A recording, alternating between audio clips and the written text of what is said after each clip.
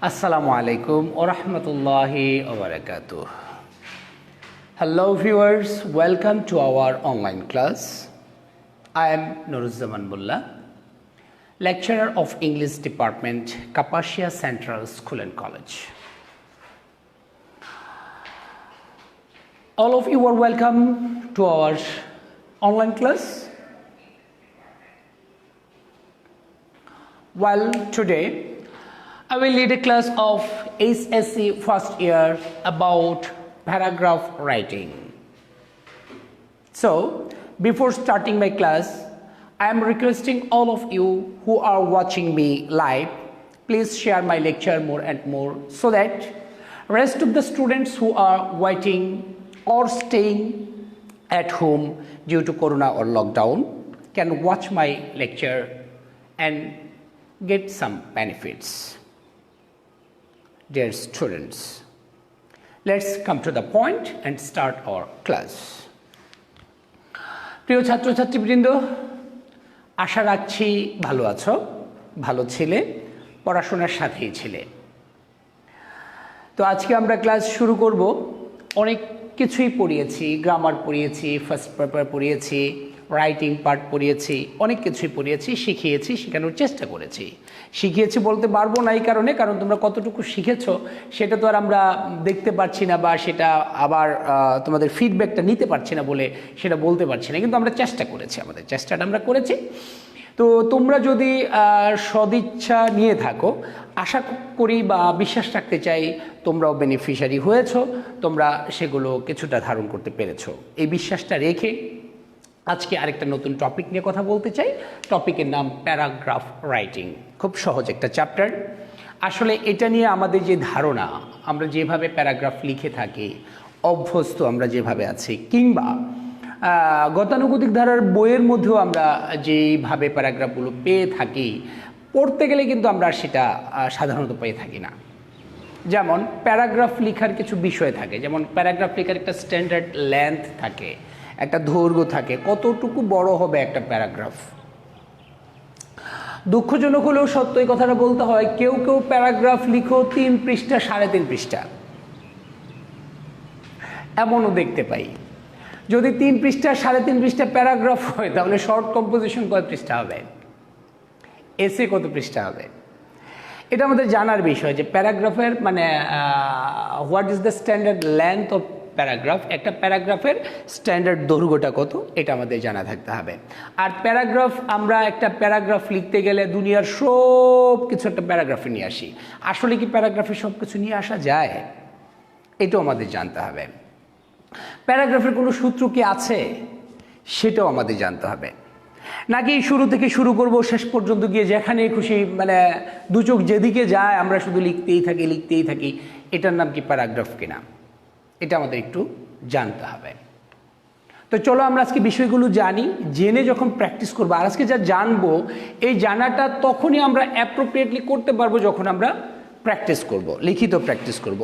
অবশ্যই এই paragraph writing যে বলবো আজকে, সেটা কিন্তু ওভারনাইট হয়ে যাবে না। এগুলোর জন্য ধীরে ধীরে প্র্যাকটিস করতে হবে, বাসায় বসে বসে প্র্যাকটিস করতে হবে। শুরুতে বাংলায় প্র্যাকটিস করতে হবে।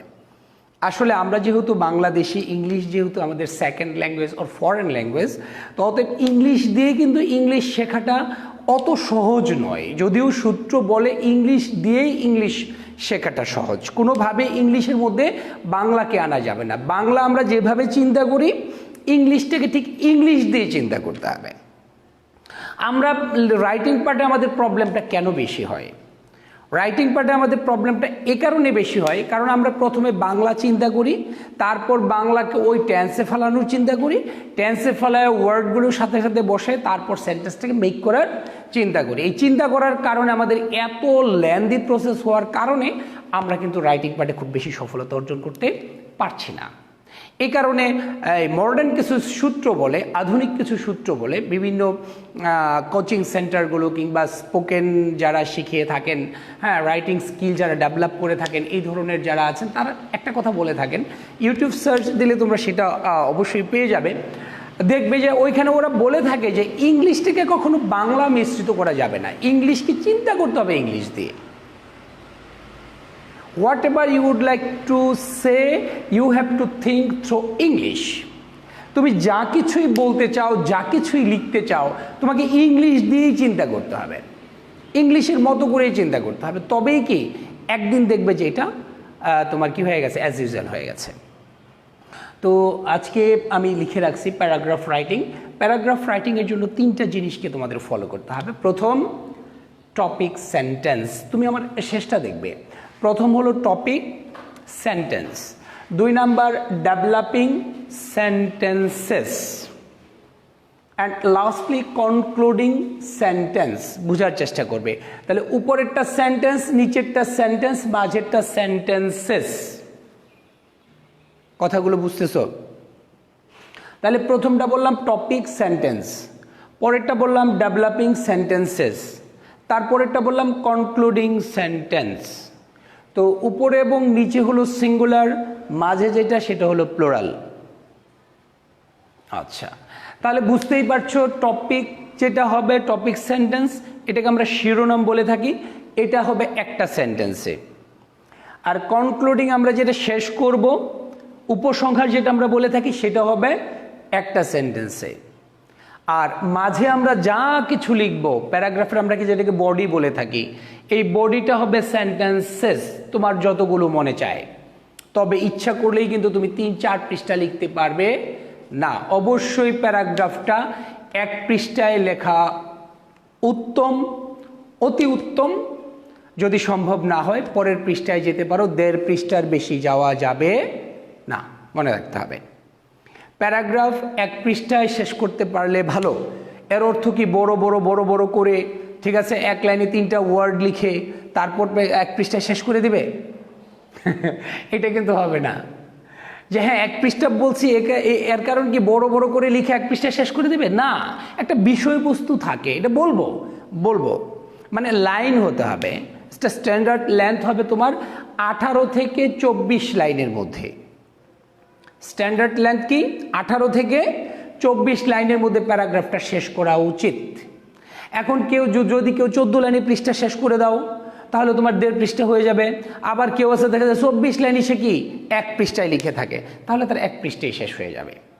এখন এই যে 24 লাইনের মধ্যে একটা প্যারাগ্রাফকে শেষ করার জন্য তোমাকে যে প্রসেসটা করতে হবে, সেটা হলো একটা টপিক সেন্টেন্স, শুরুতে একটা টপিক সেন্টেন্স নিতে হবে।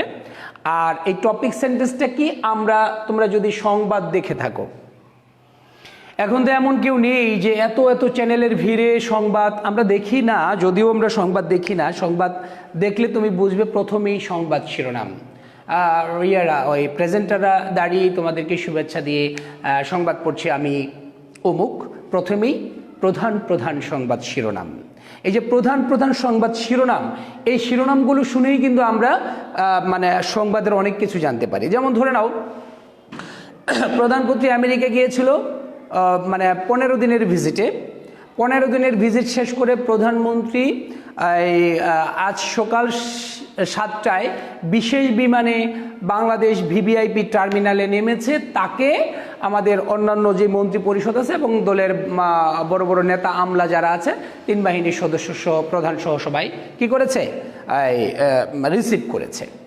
এই যে এই বিষয়টা যদি আমরা প্যারাগ্রাফ করতে চাই, তাহলে প্যারাগ্রাফের জন্য প্রথমে একটা টপিক সেন্টেন্সটা কি হবে, এই ধরনের হতে পারে টপিক সেন্টেন্সটা, যে গণপ্রজাতন্ত্রী বাংলাদেশ সরকারের মাননীয় প্রধানমন্ত্রী 15 দিন আমেরিকা সফর শেষে আজ সকাল 6:30টায় বিশেষ বিমানে, বিশেষ এয়ার ফ্লাইটে করে ভিভিআইপি টার্মিনালে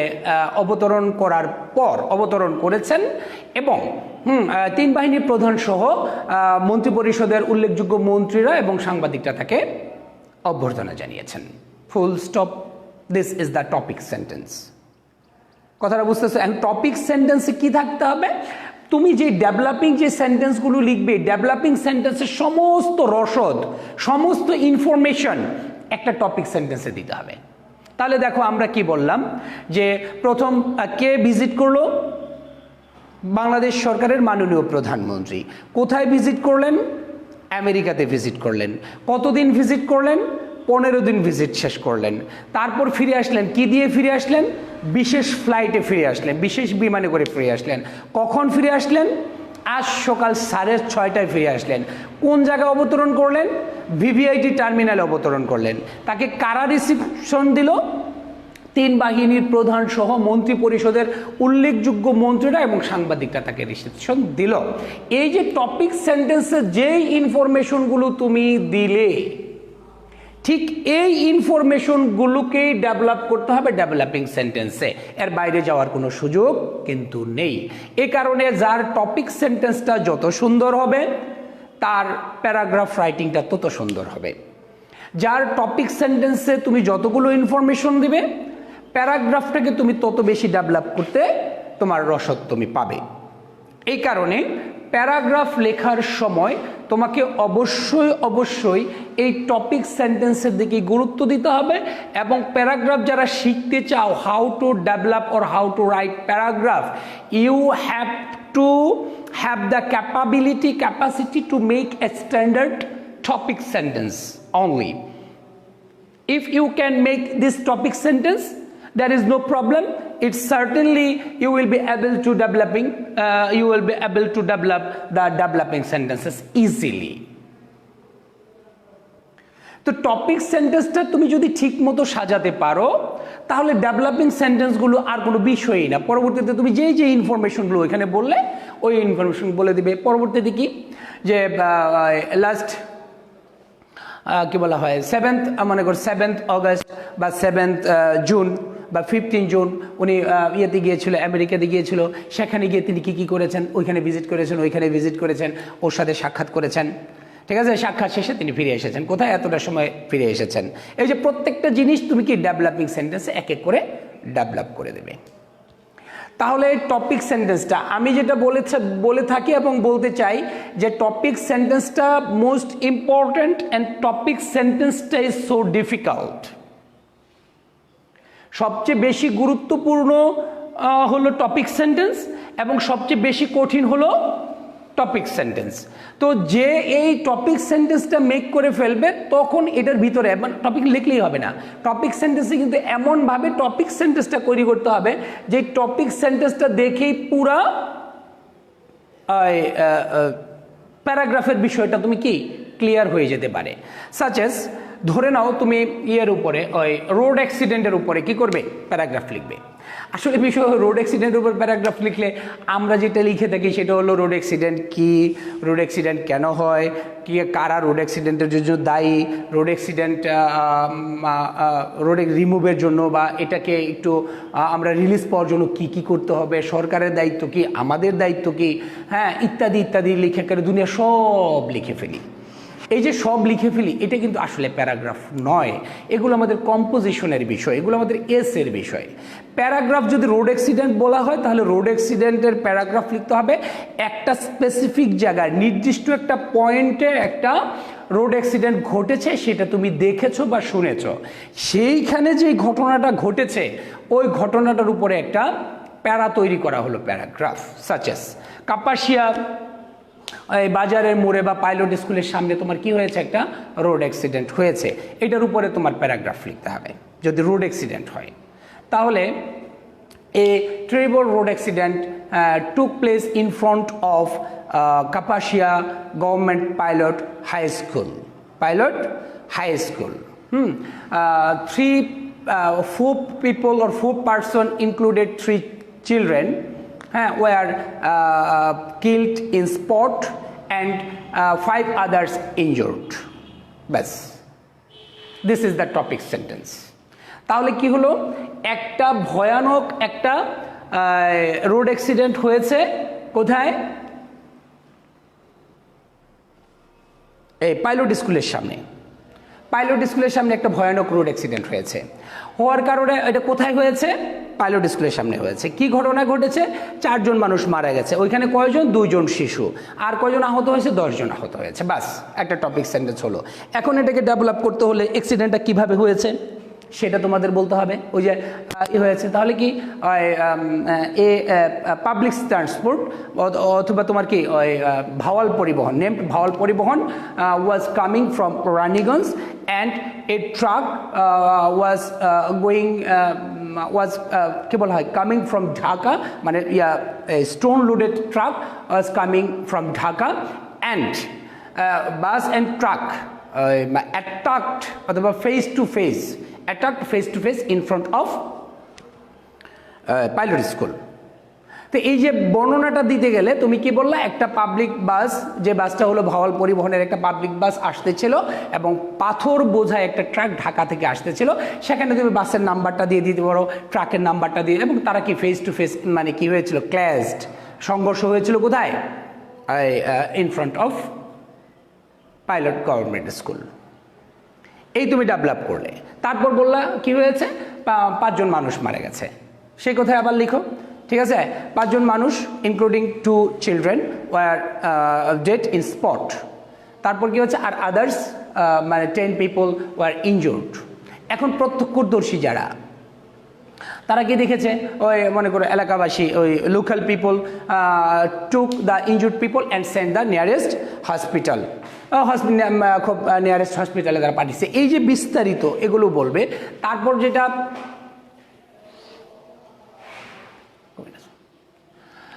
মানে কি বললাম, তাহলে এই টপিক সেন্টেন্সের ডেভেলপিং সেন্টেন্সগুলো তোমরা এভাবে ডেভেলপ করবে। শেষ যেটা করবে সেটা হলো যে এই টু বিং সেফ থাকার জন্য from such kind of road accident, এই ধরনের রোড অ্যাক্সিডেন্ট থেকে সেফ থাকার জন্য উই শুড বি অ্যাওয়ার, আমাদেরকে সচেতন হতে হবে। Not only government but also the mass people should come forward to remove this such kind of road accident. এই ধরনের রোড অ্যাক্সিডেন্ট থেকে করার জন্য শুধুমাত্র সরকারকে চেষ্টা করলে হবে না, আমাদের সকলকে কি করতে হবে, এগিয়ে আসতে হবে। ঠিক এইভাবেই টপিক সেন্টেন্সটাকে ডেভেলপ করার পরে কনক্লুডিং সেন্টেন্সে একটা আহ্বান জানাতে হবে যে এটার জন্য এটার সমাধান কি। কনক্লুডিং সেন্টেন্সে থাকবে যে বিষয়টা, এই বিষয়টার সমাধান, বা কনক্লুডিং সেন্টেন্সে যদি অন্য কিছু থাকে, উদযাপন বিষয় থাকে, তাহলে মানে তুমি কি দিয়ে শেষ করলে, এই ধরনের বিষয়টা থাকবে।